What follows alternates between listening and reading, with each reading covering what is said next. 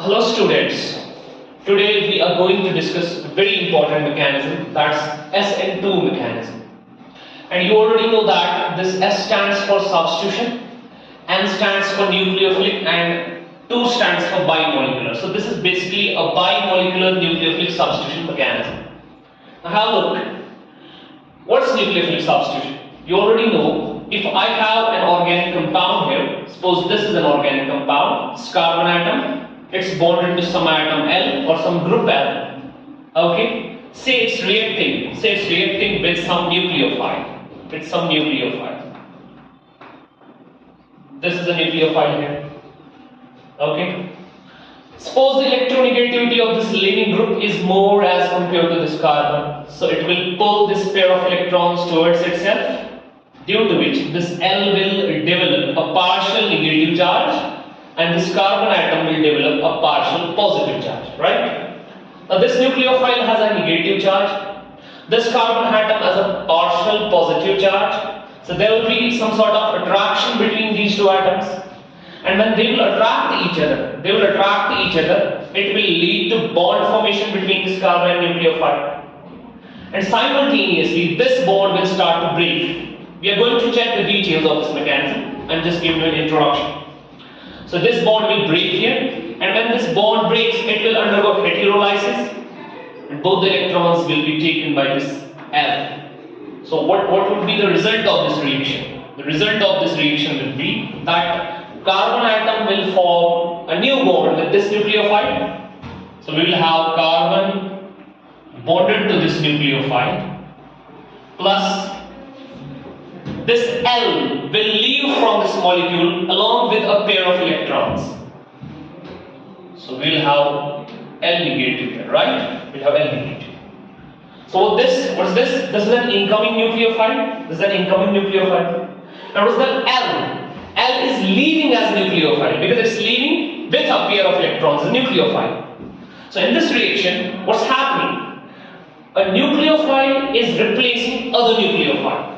A nucleophile is replacing other nucleophile, right? So this particular reaction in which one nucleophile replaces other nucleophile, this particular reaction is called nucleophilic substitution reaction. And this nucleophile that has just left the molecule, this leaving nucleophile, it's basically called nucleofuge. So this is our nucleofuge here, right? Now this reaction can take place via many mechanisms, and out of those mechanisms, one particular mechanism is SN2 mechanism. Now what is this SN2 mechanism and how does it take place? That's what we are going to exactly discuss here. Right? Okay, have a look. We have this carbon atom here. It's bonded with this leaving group, and we have an incoming nucleophile here that's going to react with this molecule. Now what would happen in this reaction? This nucleophile is going to donate a pair of electrons to this carbon, and they are going to form a bond. After that, this bond has to break. Right? If this bond formation and bond breaking takes place simultaneously, if this bond formation between carbon and incoming nucleophile and bond breaking between carbon and this leaving group, if they take place simultaneously in one step, then the mechanism will be SN2 mechanism. And we are going to see how that takes place actually. Okay, have a look. This nucleophile is a pair of electrons here. It's going to donate a pair of electrons to this carbon. That means this carbon should have a vacant orbital in order to accept this pair of electrons from this nucleophile. It should have a vacant orbital. Do you find any vacant orbital with this carbon? Right now you don't find any orbital here. Because if you check the hybridization of this carbon, it's sp3 hybridized. That means it has hybridized all of its p orbitals. There is no pure unhybridized p orbital left with this carbon. But molecular orbital theory is going to provide the explanation of this answer. And how? Let's have a look. Carbon has formed a bond with this leaving group. There will be an orbital of this carbon. There will be an orbital of this carbon overlapping with the orbital of leaving group. So there is an overlap between atomic orbital of carbon and atomic orbital of this leaving group. And as per MOT, you know, whenever two orbitals overlap, suppose this is the orbital of carbon, this is the orbital of carbon, and it's overlapping with some orbital of this leaving group. When these two orbitals will overlap, as per MOT, as per molecular orbital theory, it's going to form a set of two new orbitals which are called molecular orbitals. And one of the molecular orbitals will basically have energy, less than both of these atomic orbitals,